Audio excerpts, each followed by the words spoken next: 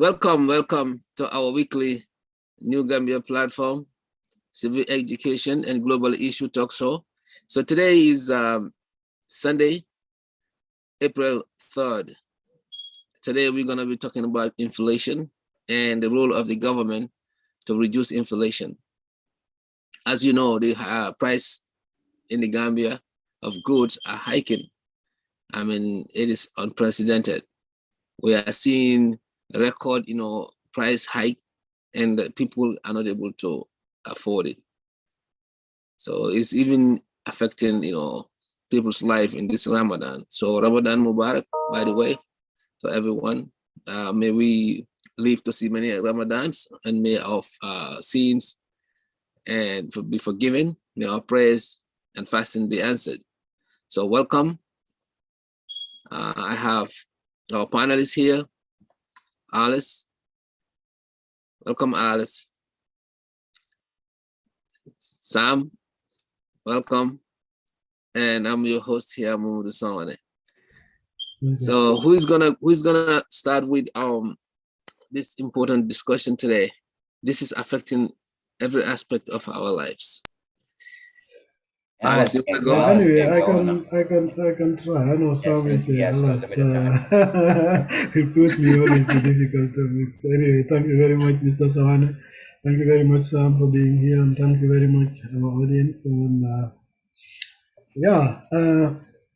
Mr. Sawaneh, you raised a very interesting topic here, and right now I would not even say that it's only affecting Gambia, but the whole world now.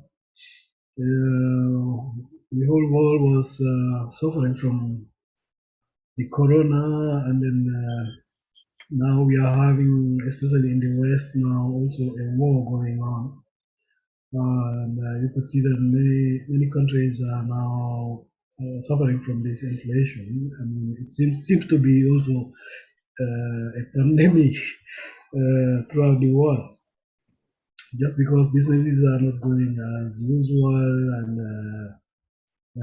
many ports are not serving very well, because of this corona too. And even in China, I think they are also preparing for another problem of corona. I think even the Shanghai port, I think, is not accessible, for example, because of the precautions. So that being the case, you see that many countries will also have certain problems with goods and supply. As I said, now it's also worsened by the war in the West. When we take out Ukraine, for example, they used to produce for African countries a lot of flowers coming to Africa. It's coming from their biggest suppliers anyway, Ukraine and Russia some part. And now they are at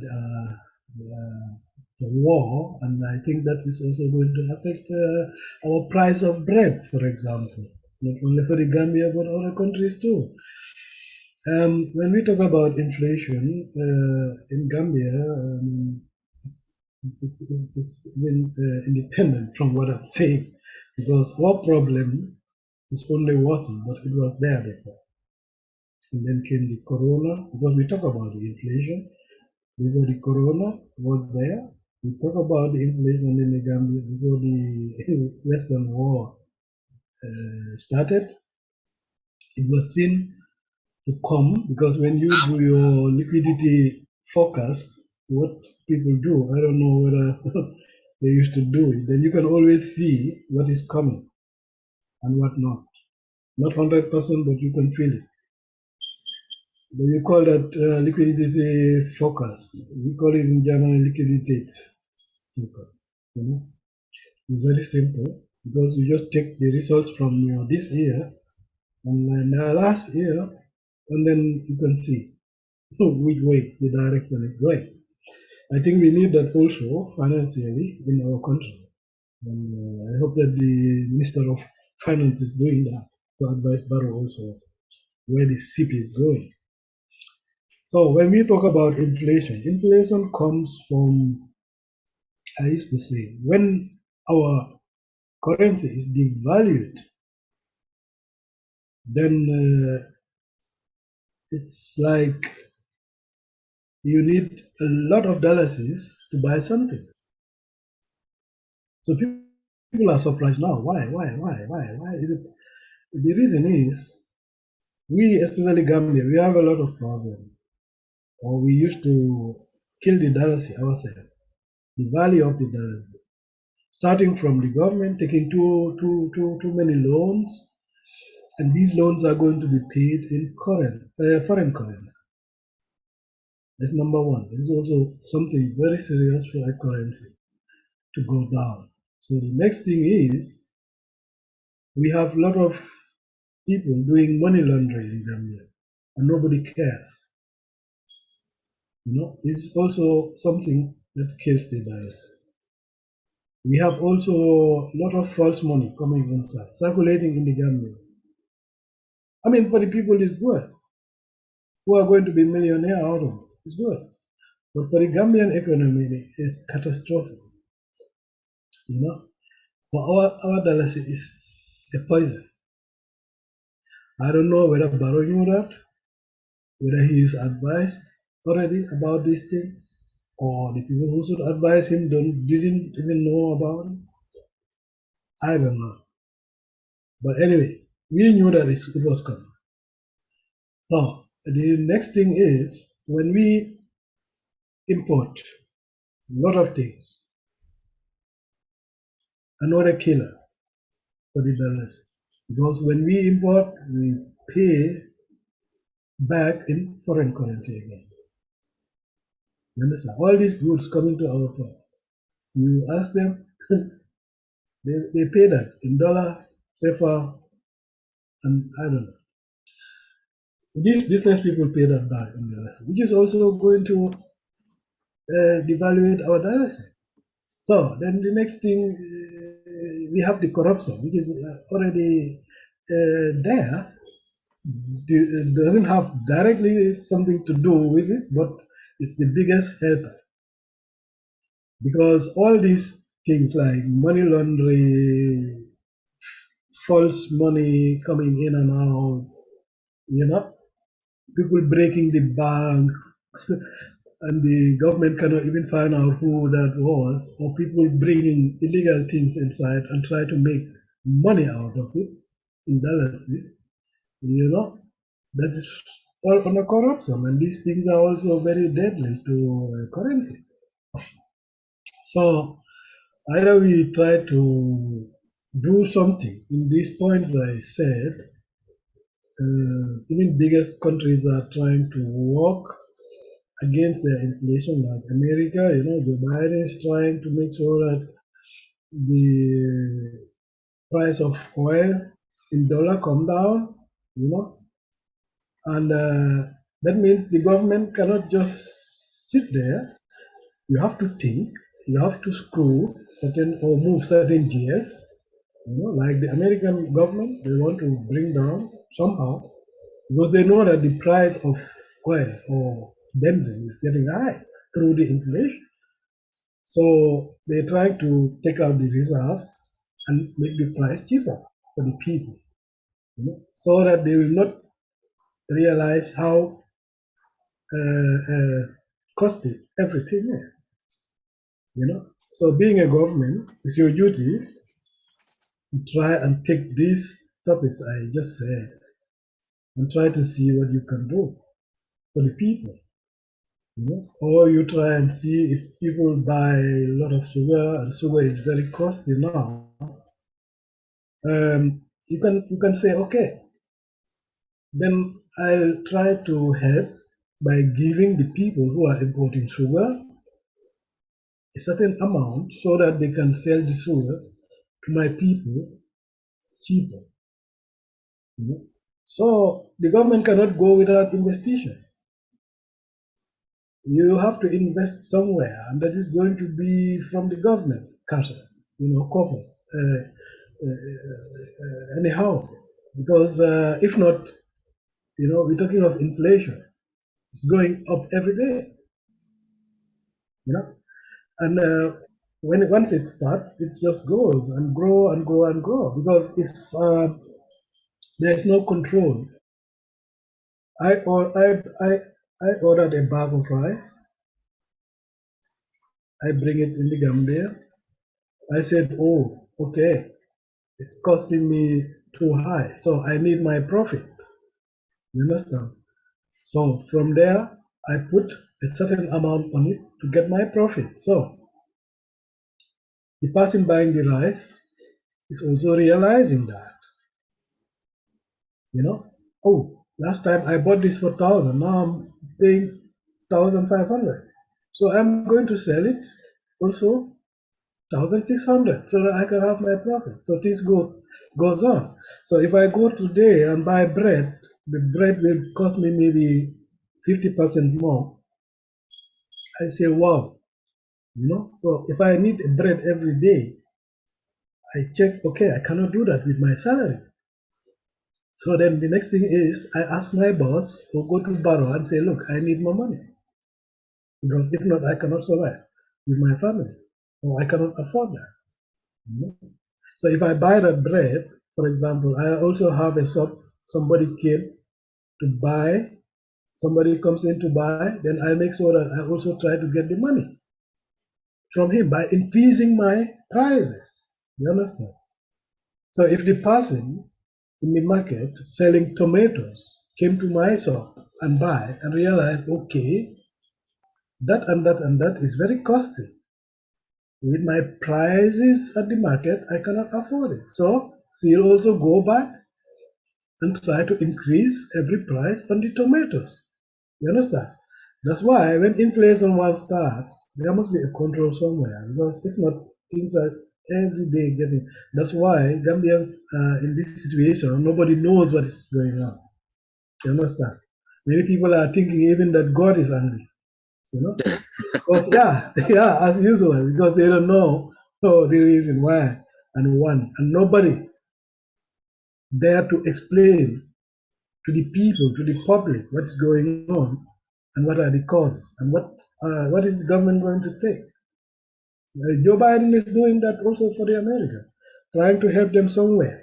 He should not do it, no government should do it, but that's the only way you can try and limit or reduce the speed of the rising costs for your people. That means the government must also do something somehow to stop it, or to reduce to stabilize the prices, I would say, for the people, or the situation. You know, the government can try and do that. Also, there are a lot of deals. You can tell the importers, sometimes when they always win 100%, you can try and make sure that to keep the price where it is.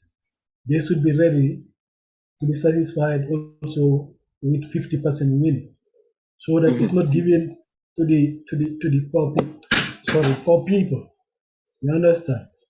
And the other thing is that the government try to invest, like America, when they're having the money in certain things, so that it's also not very costly to the people, the poor people in America, for example. So I would advise Mr. Bao to copy, should not feel shy to copy. This world, we are living in a wall of copy. You know, it is damn right to copy also what other presidents are doing to help their people, and then try to go that way, because I think only waiting for advisors who don't even know what's going on, they cannot advise you. And then this thing will be there. Nobody knows where it comes and where it starts and where it's going to end, and because nobody comes out to explain to the people as we are doing here right now, which other people can do on the ground for the people to know and understand. Okay, thank you. Thank you, Alas, for that insight on inflation. I think those are very good points that you mentioned. So I will let Assam come in and add to that what you just stated. Sam, do you have any thoughts on the inflation and how a government should react to it because of the hiking crisis? Absolutely. I'll add a little bit to what Alice said. You know, inflation is a serious issue, and normally inflation, of course, when an economy grows due to increase in spending, but without accompanying increase in production and services. So when that happens, inflation comes into play, and it is something that we really need to look at. And as a poor country like Gambia, you know, if you think about this, you know, poor people, I mean, poor country, why are poor countries poor?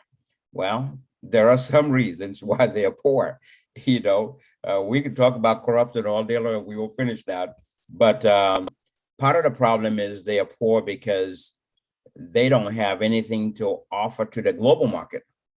When you don't have anything to offer to the global market as a country, you're going to continue to struggle. You're going to struggle a lot, and inflation will really take place in there because you don't have, you have increase in spending, but really your production, yeah, exactly. Yeah, you have increase in spending and there's no production at all. So this is really going to hurt any country. So how do we tackle this, and what are our solutions? Well, some of them, I'm not an economist, so I'm not going to talk about from an economical standpoint. That is okay. But I can say this, you know, we need to get back to the basics, you know, in producing in our own country. You know, for example, rice, you know, things that I talked about in the past, you know, we need to be able to produce rice in our country. We need to be able to produce sugar. We need to be able to convert that rice into flour and use it in our country. There is corn flour that we can produce in our country because we produce corn in our country. We need to focus on farming and production and services that we can provide for ourselves. And of course, and one of the things that I said before is very important for our National Assembly to be able to pass that debt ceiling so our country stop taking loans. When we get to that ceiling here, that's the end of the ceiling. You cannot pass that. We stay there, and we have to pay off our loans. And by controlling our expenses, government spending really need to be controlled very well and minimized. And while we try to produce more, and as part of our annual budget that goes to the National Assembly for approval, the National Assembly, the government really need to make sure that there is a good budget for the Department of Agriculture. Agriculture need to have a very good budget to be able to look at the future, have a vision for the country. Where do we start? You know, short-term plan, mid-term, and long-term for our country. And by the end of the mid-term or so, we should get to a point where there is enough production in our country, where we will not be importing any rice coming to our country, where we should not import any flowers coming into our country. You know, it's just a matter of the government really getting up and having the right people in the right places, go out and research, do some research and see what can we do with what we have. And of course, you've got to fight corruption, because if you do a research and now you have an avenue to produce, and you have a foreign country that wants to help you, when they push in the funds, they bring the funds in there, and you guys want to take the funds and misuse the funds. When that happened, then we're back to zero. We're back to square one. That project will never kick off right. You know, so these are all part of our problems. They're really out of our problems, and the solution really is that government, number one, need to focus on agriculture so we can do a lot more production. And not only that, if the government is encouraging farmers to farm, well, when they farm, you need to be able to subsidize their farming. You need to be able to do something for them. But we have farmers struggling to even get paid for their government. You know, from the government. The farmers plant peanuts, and they have peanuts, and their peanuts are ready to go sell them, and they waste their time. It takes the government a long time before these farmers can get their money worth. So, I mean, these are things that are very bad. And you make those people continue to struggle and struggle and struggle. When things are getting higher and higher and more increase in commodities prices. And another thing that government needs to think about is price control.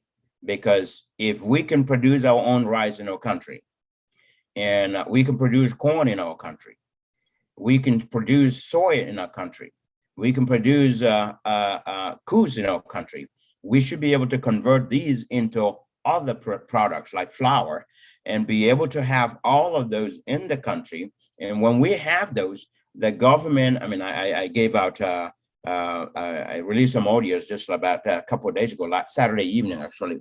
And I was talking a little bit more about this on those too.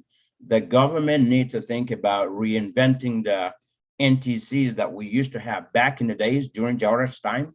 Jawara's time, there were shops, there were stores that were owned by the government, and they called them NTC. I think it was National Trading Corporation or something.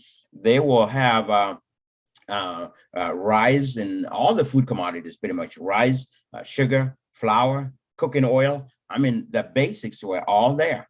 You can even go and buy a can of corned beef or sardines and things like that from the NTC. You know, by having something like that implemented, what that does is it forces the businessmen not to be importing too much because we can get it from our own country. If we can get it from our own country, because one, the government is investing in farming, and especially restart that Jaha Pachal project that I kept talking about. I don't know when they're going to do that, but I've been talking about it for years. You know, if they can restart that and produce rice, all of that rice will be sold in the NTCs in the country, and they can be sold very cheap. The plan, the proposal that I made, they can sell a bag of rice for around $800. I mean, $800, sorry, around $800. I mean, a bag of rice. Can you think about that? If people can buy a bag of rice for around $800 in Gambia, everybody will be happy. Everybody will be happy. You know, that will also equate to the amount of salary that they're getting. It will compensate for the lack of pay in Gambia. You know, people are not paid well in Gambia. I mean, their pay is really nothing. I mean, their salary, think about that. You know, salary has been stagnant and prices are going up and people are getting less pay, and it's forcing people to steal. You know, all of those things that play part in this. And the government need to be able to regulate all of these, invest in the Jaha Pachal project, get rice production heavily going in Gambia. Let our country be able to supply all the demand that we need in our country. Once we surpass the demand that we have in our country, we can think about exporting. And that's when we will also have something in the global market. Once we have something in the global market, then Gambia will be recognized as, hey, this rice is made in Gambia. We can supply other countries. I mean, rice made in Gambia, it will impact our inflation. It will impact inflation. Our economy can grow in that.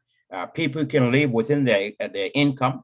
And of course, because the cost of living will not be as high, especially when it comes to food commodities. People will be able to afford rice, sugar, like I said, cooking oil, and flour.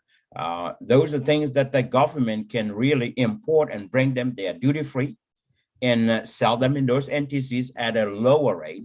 When they do that, people will be able to afford them. So instead of going somewhere to buy a bag of sugar for, I don't know how much is maybe 1,800 or maybe close to 2,000 now, you should be able to get it at the NTC for 1,500, 1,500. So, things like that, or even less. But I know for sure if we can plant rice and really reinvent the wheel at Jaha Pachal or restart the whole program, just like I was saying, we should be able to have a very good economy in our country. People will be able to survive. We're also going to create a lot of jobs for people. A lot of people from the back way, like they call them the back way boys that came back, and people that were deported and didn't have a job, they will all be able to get jobs.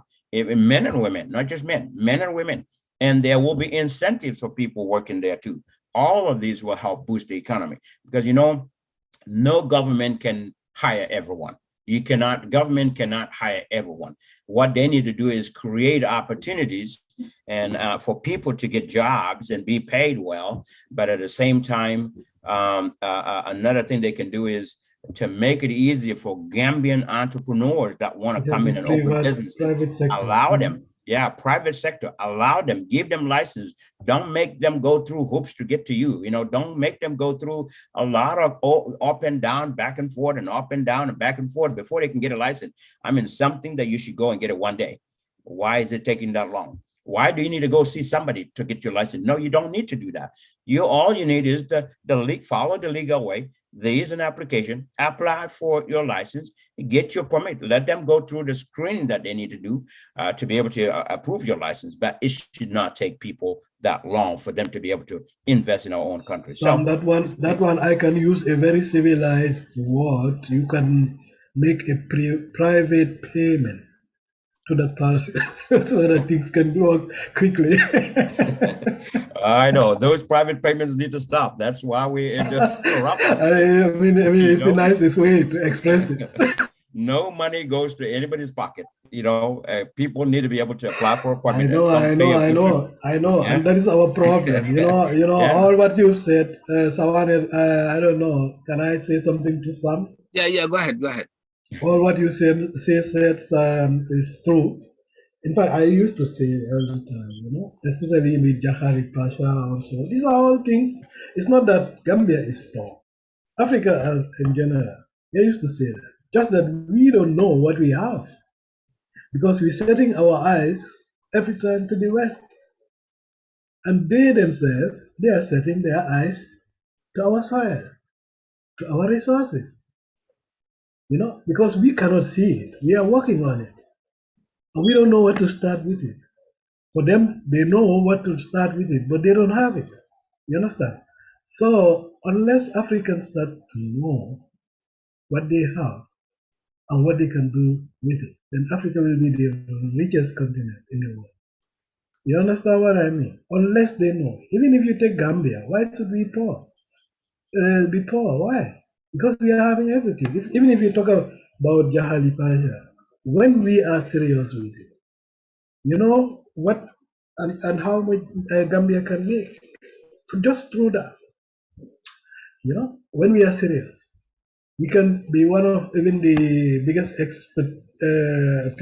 countries who can export rice around West Africa there, because we are having water. It's not costing anything. We just need the pumps to pump the fresh water from the River Gambia, the other air, you know, to push it on the fields, irrigation. And this water is always coming, you know, from the Futa Jalongs area coming down. That's the water what pushes always the ozone water. That's why they used to say there is a place here is tasting salty, here is tasting. That's this place where if you have more pressure from the Futa Jalong region on the water, it will press this ozone, or sometimes the ozone have more pressure and push it. So that's it. But half of the River Gambia there, I don't know, or even more than that, is fresh water. We should not even buy it. We just need pumps and pump it to the fields. Not even Jahari Pasha, but the whole end of Gambia could have been rice fields. You understand? And again, the idea of taking the young people, you know, the Bagway boys or any other thing, before they find life hard in the Gambia, to give them these opportunities, but with incentives, not to use them. You know, with incentives and then motivation and good attractive loans that everybody will be even fighting to work there. You understand? Because the money is always the attraction. You understand? Even here in Germany, before people who throw garbage were just foreigners, things like that, you know, or people who didn't go to school well also. But right now, even if you go to school, you have a problem too, because they are paying very good and everybody want to have that job. Doesn't matter what for qualification. Why? Because it's very attractive. You understand? So now even a foreigner, being a foreigner, to get such a job, you have to be very lucky, you know, because these people, they need themselves, because it's a lot of money. So these are the incentives a government should also impose, and then try to inform the youths. Don't just tell them go and do agriculture. That's nonsense. Explain what they are going to have out of it, and how you are going to help them to know about it. That means schooling, educating them, and at the end of everything, what is their incentive? We all go after incentive, not all the time, but most of the case. To make it attractive. Sam, you are very right. We could have used that, and that is one of the things why we also have inflation. I just touch the surface, but that is it. If we don't produce what we eat, what are we going to do? We have to import. And when we import, we are not paying in dollars. It's also one of the killers. Then we pay in foreign currency. So that is weakening the balance again. It happened to Russia those days with their rubles. It was down. People used to laugh. If you want to go and buy bread, you need how to call it, a bag full of rubles just to buy bread because it's no value. That is when currency devalues. And these are the points I was trying to say at the beginning. They are the killers. And either the government do something about it or it will be worse. Anyway, it's not difficult. It's going to be difficult to fight inflation without trying to treat these sicknesses, I would say, for the economy. So, and again, yeah, with our rights, I also wanted to say here, I have here last week, was it last week? Oh no, 2 weeks back, an example. I was very surprised and then very happy and very proud at the same time. Somebody just gave me present. Chura Gerse, Bahal, and what was it? What was it? So these things were packed. If you see down, you see made in Gambia. You understand? Wow, that's so good. As a Gambian, you have a very good feeling to even see that made in the Gambia. Yeah. So these are products you can say, okay, these are products you can say only the Gambians need it also. But we have a lot of things which we can do and try and access the market here. Even castles. I'm a fan of castle nuts. But I tell you, if I go and buy, they kill me. Just a handful. They're almost €5. €5, how many dollars is that? And we are playing with castle nuts in Gambia. We cannot say that we cannot grow castle trees. We cannot say that we cannot export that. We're losing a lot of money. That's why I said here at the beginning, Sam, we don't know what we have. That's why we always say we are poor. But I think we have to be fair to God. God gives us everything there. Just that we don't open our eyes and we don't utilize it. All what we think is everything good must be from the West. They are also thinking what we need is there. We have to go and hold it. Exactly. So it's just like we don't know what we are and what we are having. Those days was also like that. They came and take everything just because of what? Salt and mirror. Because we didn't know that those things are very foolish. Very sad to take a full family just because somebody gave me salt or mirror. The chiefs used to sell a whole family like that. But it's still on because we are having a lot of things that we don't even know. But when the white man came, the Europeans say, or even the Chinese, and take it from our place, go and put it in a nice tin or so, bring it to the Gambia again, we run to the shop to buy. You understand? Just because it's in a tin or, in a plastic. And went there and come back again, and we have to pay a lot of money. But they got it from our side, from our eyes, in front of our eyes. Sardines. Look at sardines. That's the best example. You go to the shop, to the boutique Ngerr and then buy sardine. Sam, you know that still, no? the sardines, these sardines, Yeah, sardines. I said it at my when I was talking. I talked about sardines. Yeah, we go and just it's a funny thing. Yeah, it is. It They're is. using it. They come to us and haul it from our seas. Come here, put it in tins, and bring it back. We run to the bitikinars and pay for it. Yeah. So that our governments try to don't even have the time to think what is going on there. Why are they making money with that? What can we do better? Because for us it's simple. It's there. What do we need? Maybe just a small company who is just going to bake this fish and a little bit of olive oil and then tin it and send it to the world and make money. Cashew nuts, the same thing. I know the country is sending cashew here. They are making a lot of money because cashew is just like gold here.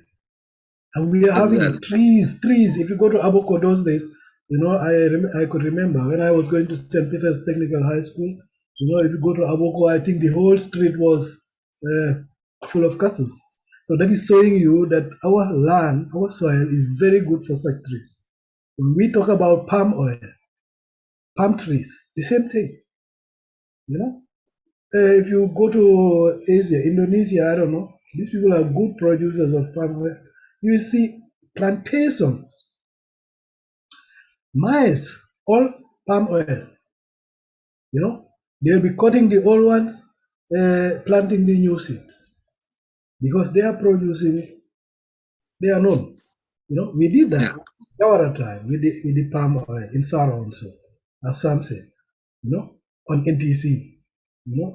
NTC was also a tool to stabilize the prices and to make sure that the competition, the private business people who import, also don't sell very costly because they know that then people will go to NTC. I could remember that.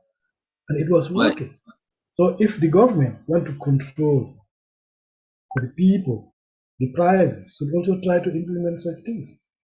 That's the problem. Exactly. If I am a private person and can import 10 bags of sugar, I think as a government, if you want, you can do that and then try to, Drammeh was trying to do that. That's why people were laughing after and say he mixed himself in all businesses because he was maybe angry because business people use that and the poverty in the country, people cannot afford what they are saying.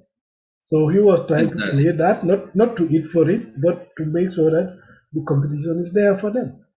Because when they see the competition, now Sawaneh is selling for 10, people are buying it. If I want to go to 20, maybe nobody will buy mine. So I'll rather stay also with 10. That's why you can control the economy also. I mean, the cost of living for the people. But if you just leave everything, like Gambia now, the border is open. Anybody can come and sell a cow and go. There's no control. People are pumping false money in the country. Nobody's controlling that. And money laundering, all corners. Nobody is controlling that. People are importing illegal things in the country. It's nobody's business. So sometimes I ask myself, do we have control of all what's going on in our country? No, we don't. If we don't have that, then how can you even try to fight inflation in the country? Because it's like you don't even know where it's coming and what's happening. Exactly. And which year you have to move forward or back. Unless you get this and get the data, and there are certain things you don't even need any data for it. You see data, what's going on. We start to control our borders and try to control even the goods coming inside. Because our farmers cannot compete when a lot of goods, when they have a lot of competition. And this competition are business people holding their products outside, bringing it in, selling it for price X, Government should also watch that so that the farmers can still have the courage to go and farm and know that they can live from it. You understand? Yeah. So these are all things Yeah. I think for me is okay right now. Sawaneh, you can come in Yeah. when you want to make any comment. Yes. So let's do it like this. Let me come in and then have some few questions we can just look into quickly. So thank you guys. Thank you, Alas. Thank you, Sam, for that detailed explanation of inflation issues and how to control them. As you know, inflation is the rate in which our value of our currency is falling, and eventually that has a general effect on the goods and services by hiking the price.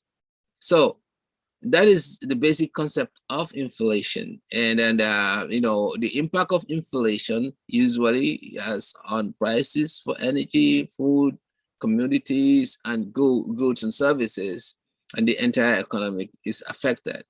Now, as we know, like Gambia cost of living is going up. The borrowing, the corporation, the government bonds, and you name it, everything is going up, and then people's are not getting paid, enough to sustain and to meet the demand of this, goods.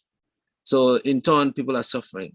As you can see, we get a lot of calls from the Gambia, especially. I know the whole world is affected with inflation somehow, some way, but our situation is definitely very serious.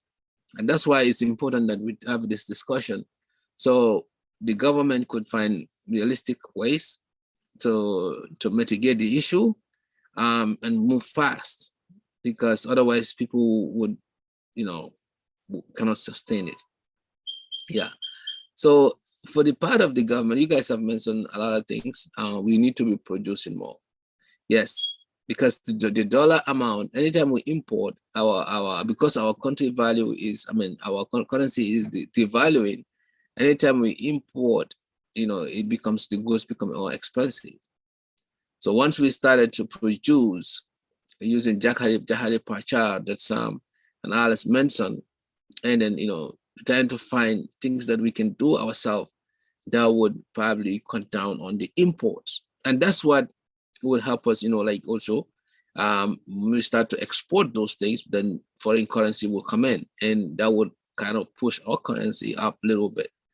So that is a very important, steps that the government need to look at. What can we invest in agriculture, in Jahari Pacha, in other areas that you guys have mentioned? What can we do trying to actually, export something, at least to bring the foreign currency in, so that our currency can be valued a little more.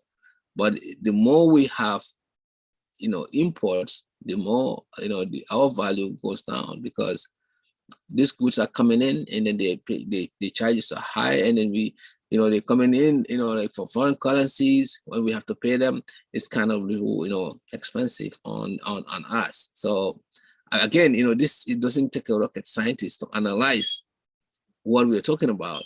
It's A, B, and C. If you economics 101, although we are not experts, in this area, but we live by it. We did it at some point in school. So we understand at least a little bit of how economic works. Now, for the basic steps, that the government can take, and these are just, hypothetical, scenarios. I'm not saying that this could work, but the government can use wages and price control to fight inflation. If they use the wages, they have to be careful, but that can also cause recession and job loss if they want to use wages and then price control. So I know we say that you can go ahead and control prices, but that could also affect the businesses. So this is a very thin, kind of like a thin line to work on. The government can also employ a controversial monetary policy to fight inflation by reducing the money supply within the economy through decreasing bond prices or increasing interest rate. So if the government increase the interest rate and bond prices, perhaps this will also help us fight, inflation. Yeah, it's something that would need to be tried, but I hope they are listening and their economics are on top of this. Reserve requirement, which is the amount of money in the bank are legally required to keep on hand to cover withdrawals. We should have, like a reserve requirement from the banks to make sure that they have this money to cover withdrawals, so that the monies are not all together going out. So this is important. The amount of money the bank are legally required to keep on hands on withdrawal need to be covered, and then this will be a useful tool the government can control inflation. So basically, you guys mentioned most of the things. It's just about those 3 steps that I've said, and then also people trying to devise mechanism to create gardening, to create agriculture. Peanut production used to be very good in Jawara's days. We used to, you used to have sorrow, groundnut was a cash crop being exported, and that help us a lot. So we can start exporting rice. I'm telling you, if we have investment, mechanism and ideas, and take the advantage of our fresh water, or even the buddable areas, they can.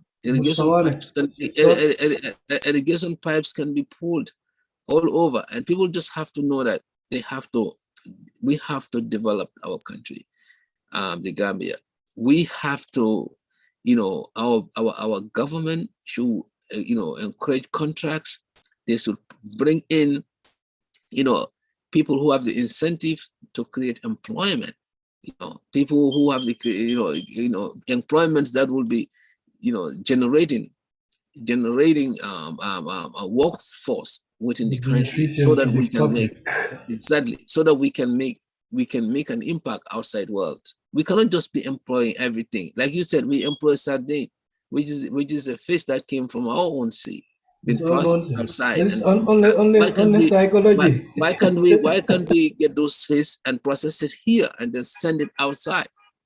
We have to because we don't know, we don't utilize what we have. We're talking about rice export, but imagine what we use, what we order for rice to eat.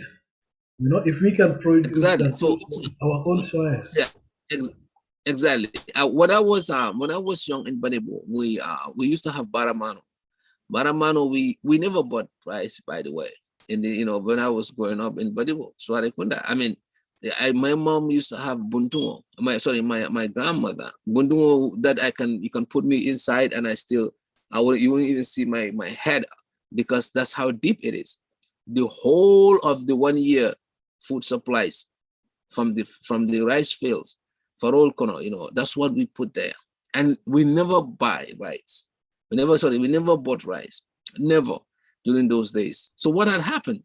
It's the same. Life hasn't changed. Still rainforest comes.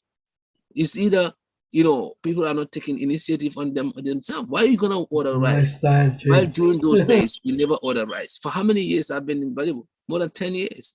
I never remember buying rice from outside. Baramano, and it's healthy. It tastes better. It's brown. It was healthy, and not only that, at least we can reduce importation on that level. Gardening, we never went to buying frozen vegetables or stuff. We garden in the backyard, or garden will be fine in Blood or everywhere. You go and do your own gardening, and then things like eggplants, carrots, we garden all these things like okra. I like okra soup, and by the way, so it was something that we used to garden all these things, pepper, so I think our country has gone from I don't know, the mindset has just been crazy and Western dependent, and everything has to be from West in order to be good. And this is psychology, that's psychology. What I mean. Even the government believes that. How can you sustain that? Anytime you import, like I said, anytime you import something, you're losing. It's having a dent on the economy. So they don't understand that. That's it. Because but then now is the time that you sit on the table and make these economics and other people around the government understand this and make our people also started to look into things that we used to do back home. You know, But now you know, it's even this easier topic, to do those things because you know why? We have a lot of technology. We have a lot of stuff that we can use, devices we can use to actually cultivate these things at a faster rate than even there are mechanics, there are tractors, there are stuff that could be utilized, but we are not doing that. You know what we're doing? We're sitting down, going to combos or traveling, thinking that we are making the ends meet. Sending money back home is not fixing anything. It's temporal solution. You know, it's temporary solution. All this money we are sending back home, we cannot sustain it. Look at us. We're in diaspora. What can we achieve if we have to be sustaining a family of 10, 20 every day?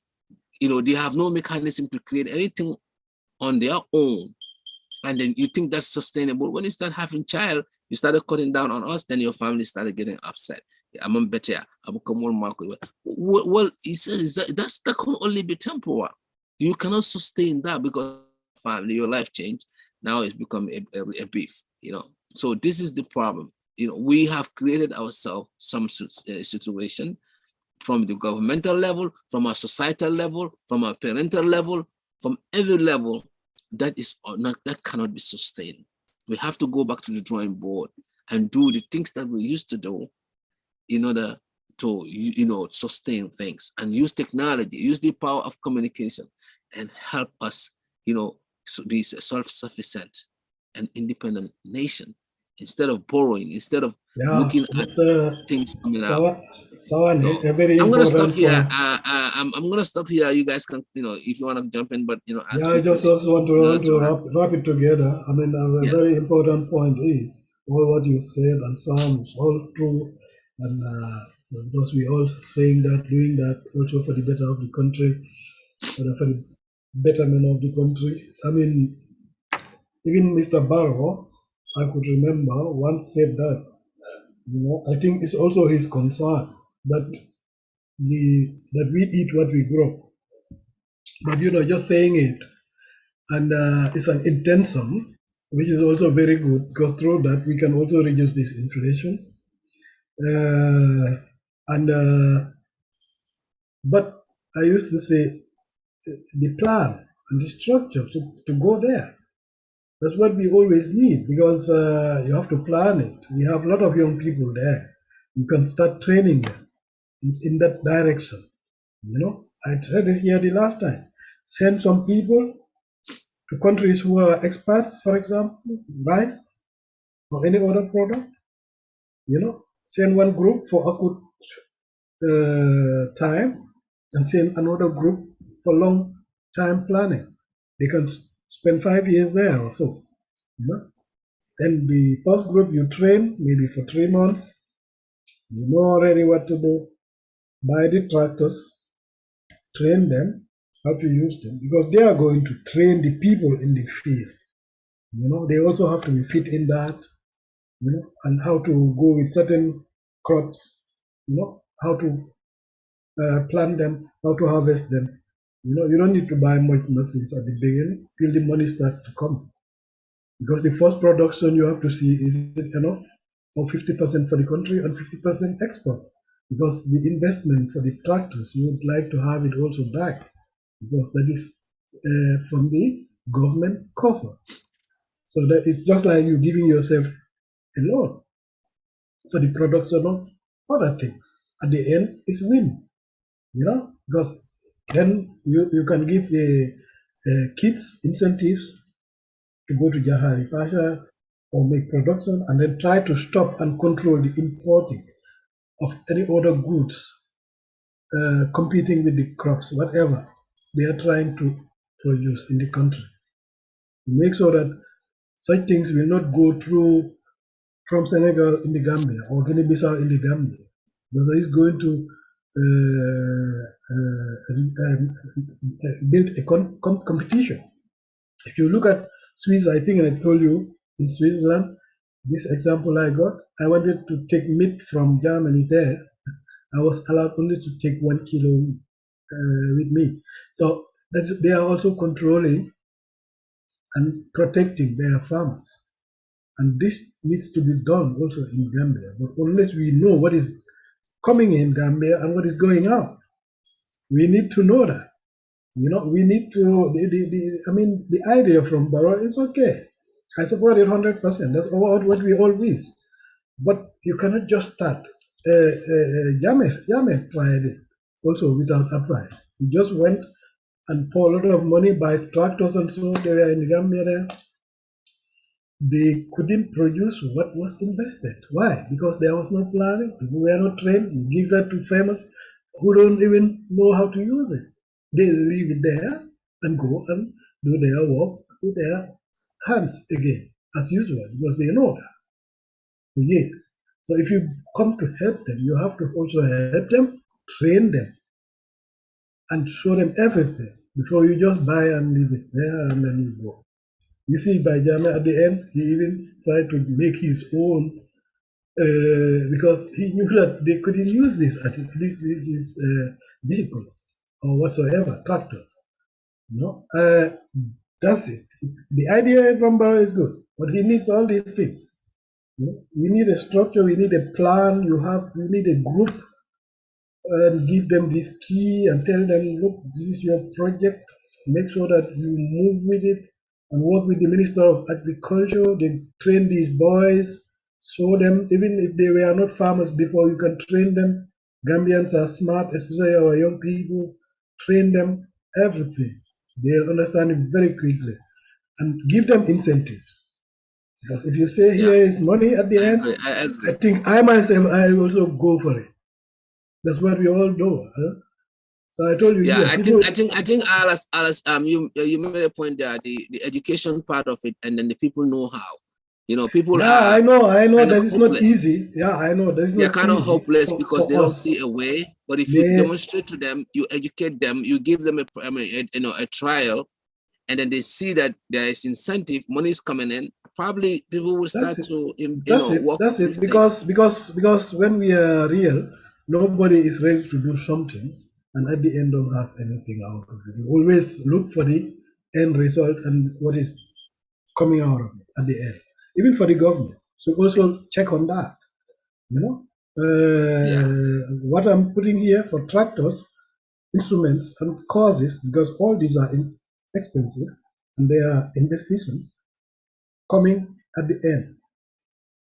Normally it's no problem, but as I said, we have to control the importing of that certain crop or whatsoever. If it is rice, we have to start watching that, because we want to use that and export it also. Exactly. So, okay. But when we have a lot of things coming inside, on the other hand, for certain people, maybe it's going to be cheaper and so, but the one producing it with his hand is not going to have anything out of it. Then that means Barrow cannot pay those people at the end because the competition is so high. These are all these things. Barrow needs advice from all these things. And what kind of crop can we concentrate and export? Advice. Okay. Yes, I think Sam can come in. Yeah, he need advice. Maybe you and Sam can start, probably making that link to give, at least voluntary advice to the president.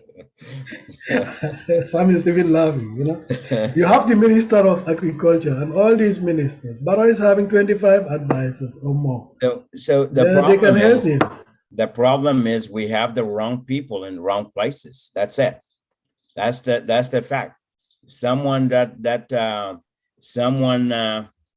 can barely drive a car and you want to put them in a plane to fly a plane is not going to work. They're not going to know anything about a plane. They're not going to do anything. They're just going to be sitting there. That's what we have in Gambia. We have the wrong people in the wrong places. Not all of them, but some places. There are some places. What cause that is common in Africa? Well, what cause that? The cause is all very simple. Because it's just like this. If I happen to fight for election, for example, to be a president, so I try to make a campaign. People vote for me, and so I happen to be the president. So instead of concentrating, as Sam said, where are the qualities? Because I want to move a country, and moving a country, I need people who can do that, with me. Yeah. And who are these people? They must be qualified. They must be able to, as I say, as Sam said, they must be able to be driving a car, things like that. Where you need your help to move your development. You understand? And try to work on that. But we mostly have that problem. We look on, oh, who helped me? You know? Yeah, okay. So I To got be it. a president, yeah. Yeah. So So Sam, then Sam, who go ahead. helped me doesn't mean that it's equality. Yeah, So if exactly. I want to take the person who helped me to develop the country, I can maybe make a mistake. So that's the way. And Okay. you can go on. Go ahead. Yeah. Thank you, Anas. The thing is, running a country is not a joke. You're not going to, I keep saying this, if you're campaigning to become a president, and you win and became a president, for example, it doesn't mean that the people that help you are the ones that you need to bring in. You need to think about Gambia first. Who is going to help to move this country forward? Who has the qualifications to be in certain positions to be able to help you? As a president, you surround yourself with the right people, because you don't know a whole lot, especially an inexperienced person that has never been in any kind of administration at all, not in government or anything like that, don't know anything about governance or administration or anything like that. It is best you get the right people to surround you and that are going to guide you. And, that's what will help. That's why I always say, if you fail to plan, you plan to fail. So it's just that simple. If you fail to plan, you plan to fail. So everything needs planning, proper planning. We have all the natural resources in our country.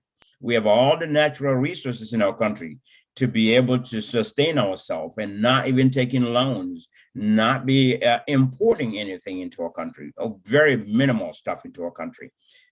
If we have the people that know how, and if we have the people that are willing to do that, and if we have the people that are going to step up and do the right thing for the country and not think about their own pocket, because, from all the things that we talked about here, and from the Jahal Pachar project that I kept talking about, agriculture, farming, fisheries, I mean, you name it, it's in Gambia.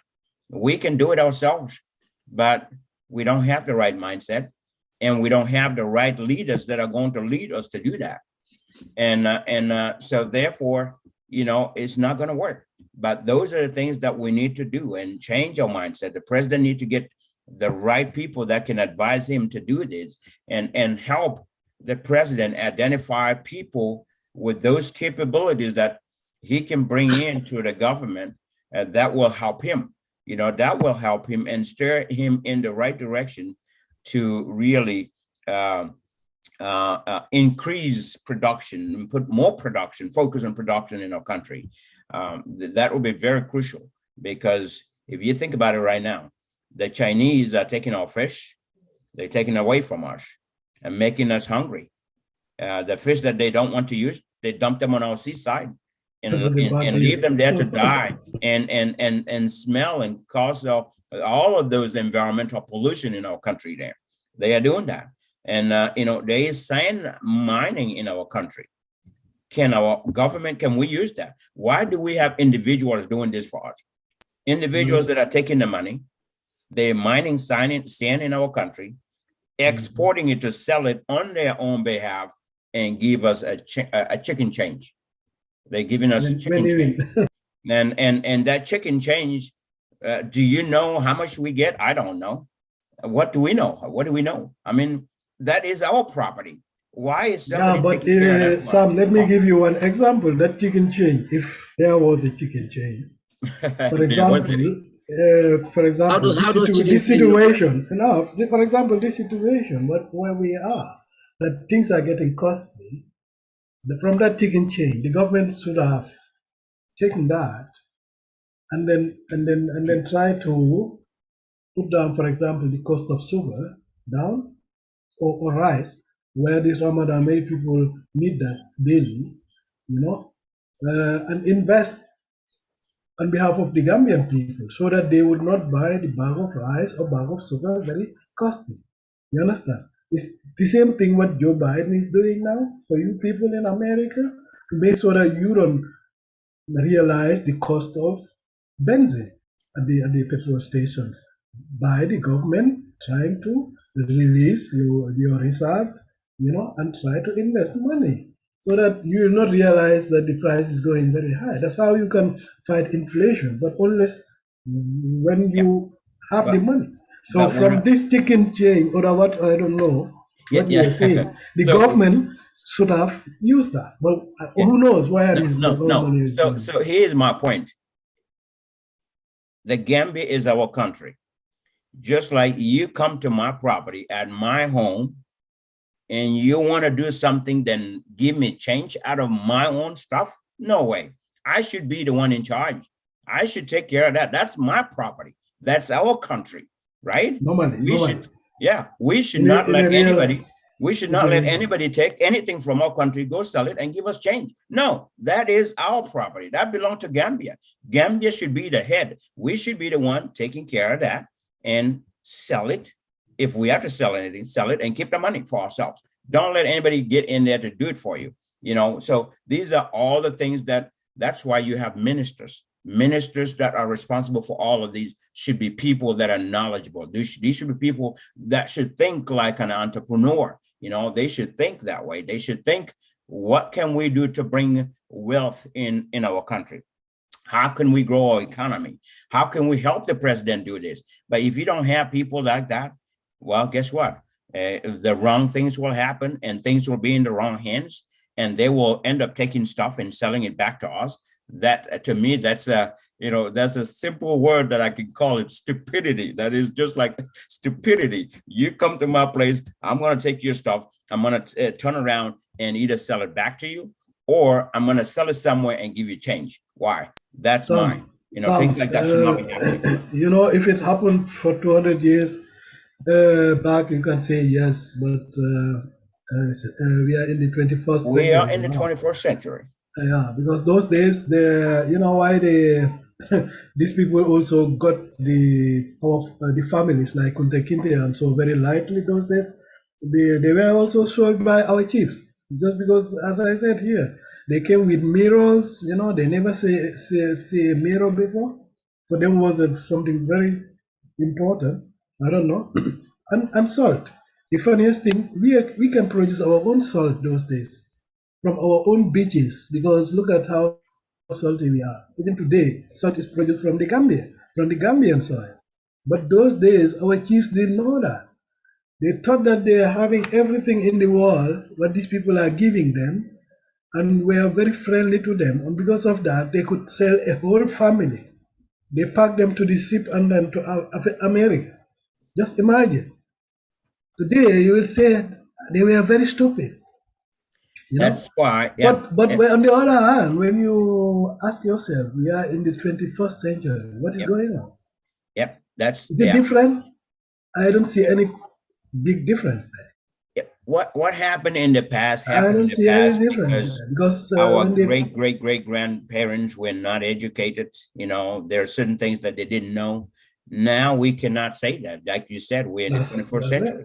So in the 21st century, in fact, if I were in the government and any contractor or investor that comes to the country to invest something, or especially get something from our country, something that we didn't know, or I don't know anything about it. You know what? I'm only going to give you two years contract, nothing more than 2 years, so that I can look at what you do and say, at the end of the 2 years, I say, now I know what is there. Yeah, we know. I see what is happening. So why China?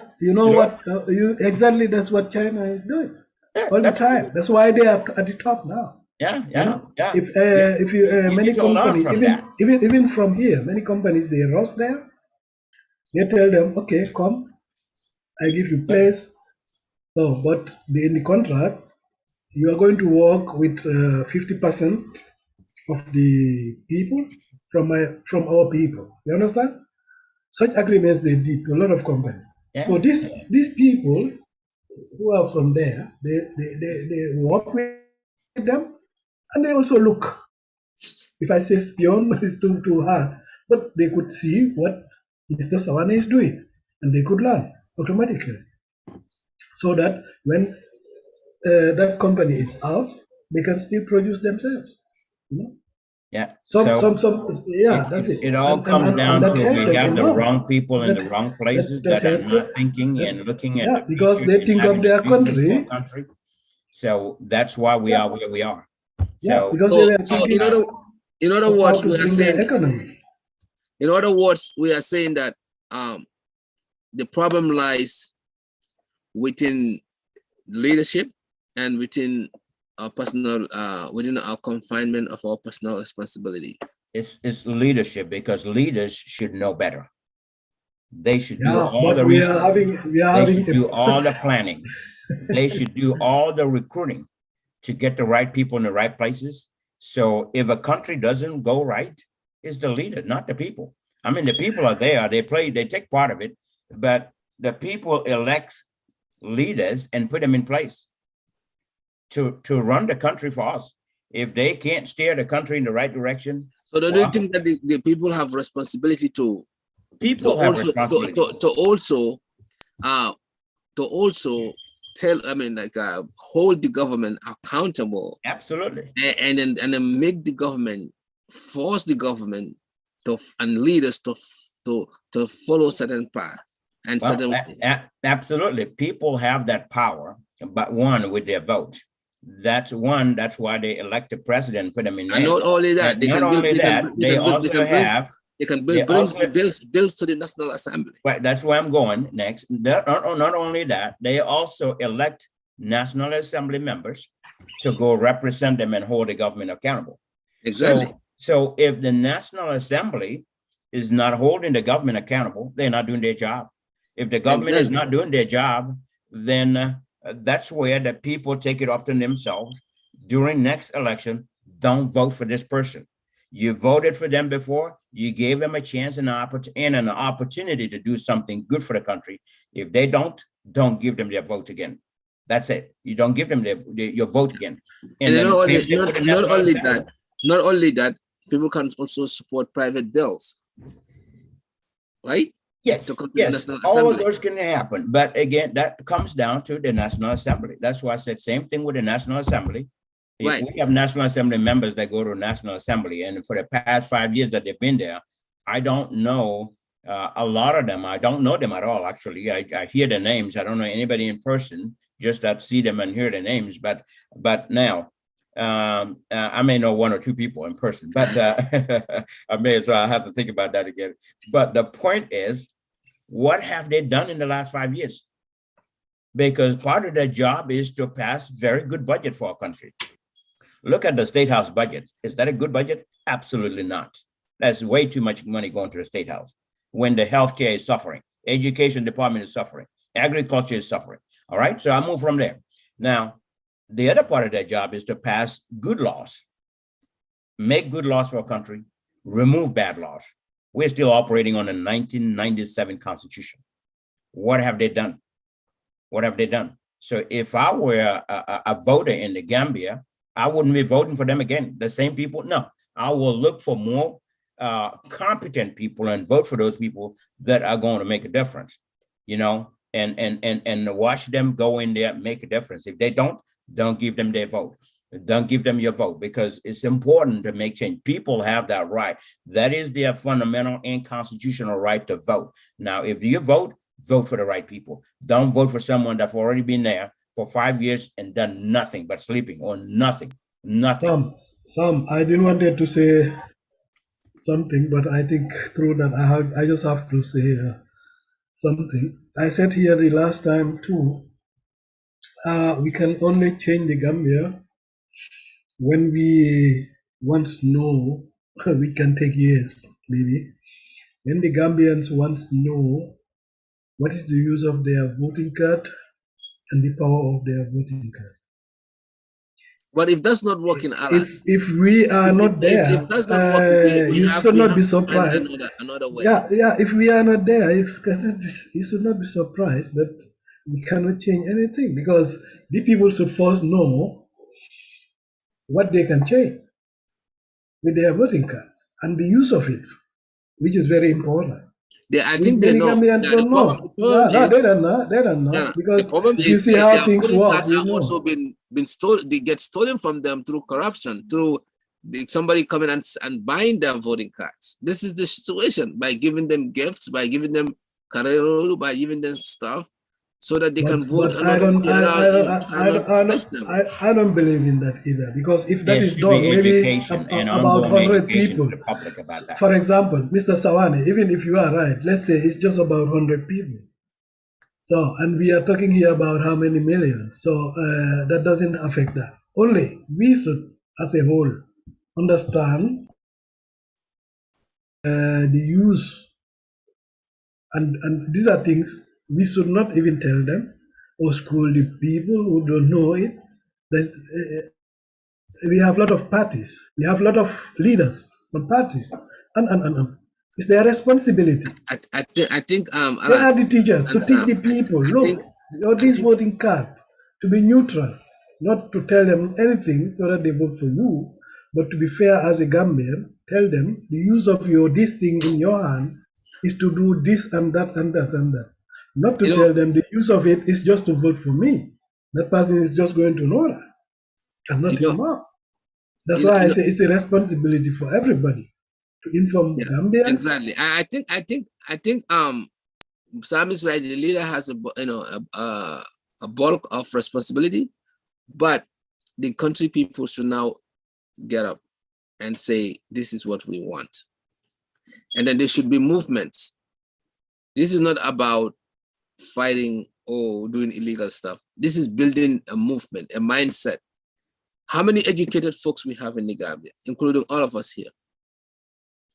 Why can't we take over? The young generations are there. Why can't we take over? Why can't we make even starting from why can't starting from no? Why can't, what I mean is take over the task of bringing awareness. The older generation are already old. Those people who haven't gone to school, they probably would not be there with us, but their voting block is very low. I have seen younger people, 60% of the voting block are the ones who voted for Barrow. Technically, they made Barrow to win that election. So it looks like there's still a disease in the minds of our young folks. 60% of the population are the ones who vote in that election. That is not disease. I just said it here. That's 60%. That is not disease. I said it here. There's no disease. It's just the lack of knowing. What I mean is a hypothetical statement saying disease. What I mean is mentally, our people are not ready. When Kenyans wanted to change their country, they stood up, including the international religious bodies, the intellectual bodies, and say, you know what? Let's rescue our country. Let's find a way to cut foreign dependence. Let's collect taxes. They had no mineral resources. They went to work. What are we waiting? What are we waiting? Starting from the diaspora, going back all the way to this Gambian soil. What are we waiting? Why can't we generate a movement, national consciousness, to bring the importance of taking our country from this way of government? How? People's votes shouldn't be bought. People should resist that. If a politician comes to you and lie, tell him that. Tell him or her that this vote means a lot to me in generation. I don't care about my condition of living. I don't care about anything. I don't care about my country. Mr. Sawaneh, can I say something there? No. Some people are there, but not all. We need to be there together. That will eliminate all this nonsense. No, what I mean is just the knowing. Our form of government, buying people. We're tired of that. Since when? Colonialist time. Buying people. When I saw that in this election, why? In this election, I was really sad. I thought it's the same point. I thought that after Drammeh, people would say, enough is enough. Drammeh bought us. Barrow or anybody else cannot, or Sam or Alas cannot bought us again. We care for this country. We care for this country and we have to stand by it, not for instant gratification, for the long haul. Let's cut this nonsense buying of vote, going, giving me back of right. Listen, I can. Yeah. You know what we need to fight for? What we need to fight for? If we don't get to that, we will never change. We can get to it. I said it. We're not ready. It's just one of our problems is in our constitution. Our constitution, that's why I said National Assembly has a very important role. They need to change that constitution to allow people in the diaspora to participate in elections. Not only that, but to allow people in the diaspora to vote. All of that need to be there. They need to stand firm and say people in the diaspora need to vote. But not only National Assembly, Sam. Well, people like you and me and others, we can do private sponsorship bill. We can generate movements. But that is already done. That is already done. The court had even give us green light and everything. I know, Bibi Dabo. But the knowing. It's not solid. It's not solid as we need to. We need to be solid. We need to take over our country by any means necessary. I tell you what, let's bring this up again. It doesn't have to be a guerrilla. I want to say something, but I'm running out of time. It doesn't have to be a guerrilla warfare. I mean, we are sitting here, things are not changing. No, it's just for me. It's just like I have to go. I gotta go. They used to call it merry-go-round. I think next time we have to merry-go-round. We need to come to the same point. It's a national commitment that we have to all take and get ready to execute. I know, I get you 100% right. Yeah, I agree. But thank you all. Thank you very much. So I gotta go now. So. Thank you, guys. I think we can bring this topic again later. We'll talk about this again. Sawaneh, take care. Bye now. All right. Thank you, guys. Bye bye. All right.